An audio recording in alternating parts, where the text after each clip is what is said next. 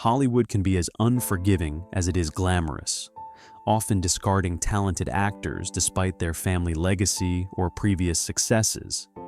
Even those born into acting royalty aren't guaranteed lasting careers in an industry that constantly craves fresh faces. Bridget Fonda seemed poised for long-term success with her natural talent, famous lineage, and versatile performances in the 1990s. Today, I would like to recall Bridget Fonda's career and understand why one of Hollywood's most promising actresses of the 1990s disappeared completely from the spotlight. Bridget Fonda was born into Hollywood royalty as the daughter of Peter Fonda, niece of Jane Fonda, and granddaughter of the legendary Henry Fonda. Despite this impressive lineage, she initially struggled to establish herself as more than just another member of the famous Fonda family. Her earliest roles came in the mid-1980s with bit parts in films like Partners, 1982, and a small role in The Godfather Part 3, 1990, where she appeared briefly as a journalist. These early appearances, while getting her foot in the door, didn't immediately set her apart from other young actresses trying to make their mark in Hollywood. During her early career, Bridget worked steadily but quietly, appearing in films like Scandal, 1989, where she portrayed showgirl Mandy Rice Davies in the British political drama. While the film received positive reviews and grossed a respectable $8.5 million at the international box office, it wasn't until a few years later that Fonda would truly break through to mainstream recognition. These formative roles allowed her to develop her craft away from the intense scrutiny that would later come with starring roles. Fonda's true breakthrough came with the psychological thriller Single White Female, 1992, directed by Barbet Schroeder, where she starred opposite Jennifer Jason Leigh. The film, which cost approximately $16 million to produce, grossed over $48 million worldwide and firmly established Fonda as a leading actress who could carry a major studio release. Her portrayal of Allison Jones, a software designer terrorized by her roommate, showcased her ability to convey both vulnerability and strength in a complex role that resonated with audiences. Following this success, Fonda further cemented her rising star status with the action thriller Point of No Return, 1993, the American remake of Luc Besson's La Femme Nikita. Though the film received mixed reviews from critics, it performed reasonably well at the box office, grossing $30 million domestically against its $24 million budget. More importantly, it demonstrated Fonda's range and physical capabilities as an action heroine, a genre typically dominated by male actors at the time. The mid-1990s marked Bridget Fonda's peak period in Hollywood, with a string of diverse roles that showcased her versatility. In 1994, she appeared alongside Nicolas Cage in the romantic comedy It Could Happen to You, which grossed $37.9 million domestically and received positive reviews. Her performance as a waitress who shares lottery winnings with a police officer displayed her charm and ability to connect with audiences in lighter fare. Perhaps her most critically acclaimed role came with Quentin Tarantino's Jackie Brown, 1997, where she played the surfer girl Melanie opposite Robert De Niro, Samuel L. Jackson, and Pam Grier. While not a blockbuster by Tarantino's later standards, the film grossed $39.7 million domestically and earned widespread critical acclaim, with Fonda's performance singled out for praise. Her portrayal of the manipulative beach bunny demonstrated her ability to hold her own among a cast of established veterans. During this peak period, Fonda also appeared in the disaster film Volcano, 1997, which, despite mixed reviews, performed respectably at the box office with a worldwide gross of $122 million against a $90 million budget. Her role as Dr. Amy Barnes, though not the lead, added credibility to the ensemble cast and maintained her visibility in mainstream cinema. This period showcased Fonda's ability to move between independent films and bigger-budget studio productions. However, the late 1990s began to show the first signs of Fonda's career trajectory shifting. Her starring role in the thriller Lake Placid, 1999, alongside Bill Pullman and Oliver Platt, became somewhat of a turning point. Despite an experienced cast and a substantial marketing campaign, the film underperformed at the box office, grossing $31.7 million domestically against a $35 million budget. While it later gained a cult following, at the time it represented a commercial disappointment that affected her standing with major studios. A significant misstep came with the romantic comedy Town and Country, 2001, which became one of Hollywood's most notorious flops of the era. The film, which also starred Warren Beatty, Diane Keaton, and Goldie Hawn, was plagued by production problems and multiple rewrites that extended the shooting schedule from 76 days to nearly 3 years. The budget ballooned from $44 million to an estimated $90 million, while the box office return was a disastrous $10.4 million worldwide. Behind-the-scenes tensions reportedly led to a difficult working environment, with Beatty allegedly demanding numerous script revisions that delayed production repeatedly. Another disappointment came with the thriller Monkey Bone, 2001, starring Brendan Fraser, where Fonda played Dr. Julie McElroy. The film became a significant box office bomb, earning only $7.6 million worldwide against a $75 million budget. Critics were unkind, and the film's commercial failure further contributed to the cooling of Fonda's once promising career.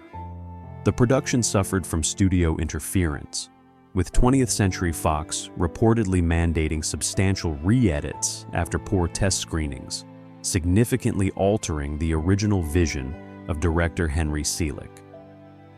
Several compounding factors contributed to Fonda's career decline beyond these box office disappointments.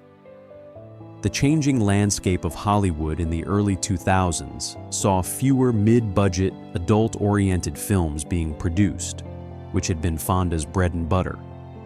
Major studios increasingly focused on blockbuster franchises and superhero films, leaving fewer opportunities for actors who specialized in character-driven dramas and thrillers. Additionally, Fonda faced the industry's notorious age bias against women.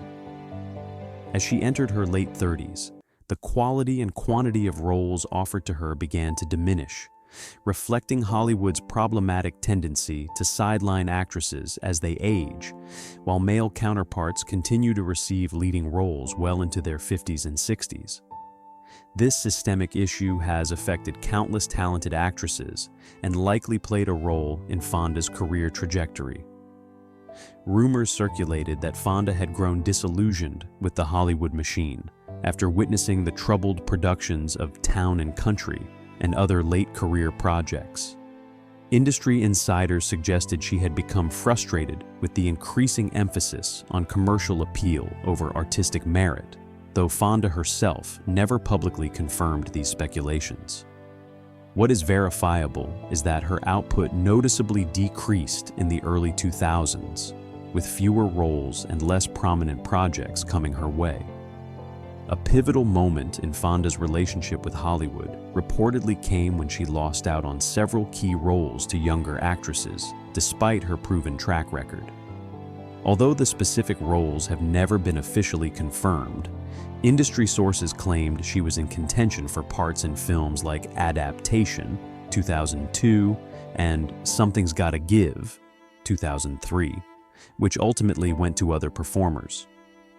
These near misses, coming after her recent box office disappointments, might have contributed to a reassessment of her career priorities.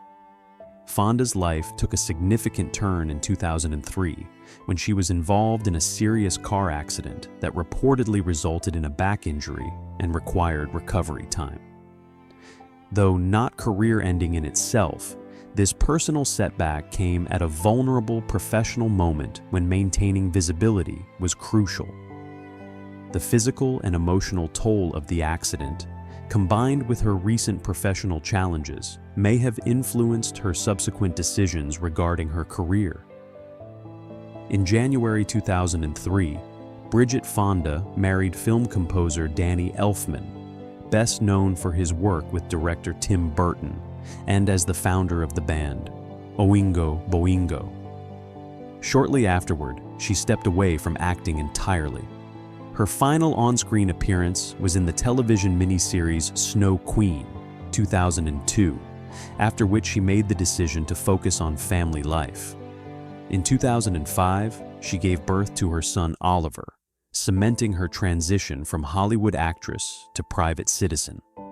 Unlike many actors who announce a temporary hiatus or retirement only to return a few years later, Fonda's departure from the entertainment industry has proven complete and enduring. She made no comeback attempts in the traditional sense, with no return vehicles or projects announced to relaunch her career. The usual pattern of an actor taking a break and then gradually accepting smaller roles to re-establish themselves simply never materialized in Fonda's case. This absence of comeback attempts is particularly notable given her family's long history in the industry. Both her Aunt Jane Fonda and her father Peter Fonda experienced career resurgences after periods of relative inactivity, suggesting that the Fonda name still carried weight in Hollywood circles. However, Bridget appeared to make a clean break with no interest in leveraging her family connections or previous success to engineer a return to the spotlight. In the years following her retirement, Fonda has maintained an exceptionally low profile, avoiding the celebrity events, charity galas, and film festivals that often keep retired actors in the public eye. She has granted no major interviews discussing her decision to leave acting behind, and has shown no interest in the producing or directing roles that often attract former actors looking to remain in the industry in a different capacity.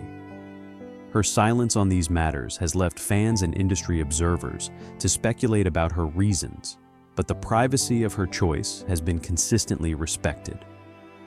Now, more than 2 decades after her last screen appearance, Bridget Fonda remains entirely removed from the entertainment industry. She occasionally appears in paparazzi photos going about her daily life in Los Angeles, but otherwise maintains complete privacy. She has no social media presence, no production company, and no announced plans to return to acting in any capacity. Recent rare public sightings confirm she continues to focus on family life away from Hollywood's glare, having seemingly found contentment outside the industry that once defined her public persona. Bridget Fonda's legacy rests on a relatively brief but impactful career that showcased her considerable range across genres and her ability to bring depth to roles that might have been one-dimensional in lesser hands. While she never reached the superstardom that seemed within her grasp in the mid-1990s, she left behind a body of work that includes several enduring films, particularly Single White Female and Jackie Brown, that continue to find new audiences. If Fonda were to consider a return to acting, a collaboration with an auteur-director like Paul Thomas Anderson or Greta Gerwig in a supporting but substantial role could provide the perfect vehicle for a measured comeback that would capitalize on her natural talent and the nostalgic goodwill many hold for her work. What makes Fonda's career particularly intriguing is her complete willingness to walk away at what many would consider a midpoint, rather than gradually fading from prominence or accepting increasingly smaller roles. In an industry often criticized for its treatment of women as they age, Fonda chose neither to fight against the tide nor to accept diminished status, but instead to redefine herself entirely outside of Hollywood's parameters. This decision, perhaps more than any individual performance, may be her most powerful statement as an artist. The assertion that a fulfilling life exists beyond the boundaries of fame. The story of Bridget Fonda's career reminds us that success in Hollywood is never guaranteed, even for the most talented performers with the most impeccable pedigrees. It also challenges our assumptions about what constitutes a satisfying career arc, suggesting that walking away on one's own terms may sometimes represent the most authentic form of success. In an industry built on public acclaim and visibility, Fonda's choice to embrace privacy and family life stands as a quiet but powerful counterpoint to conventional narratives about fame and fulfillment.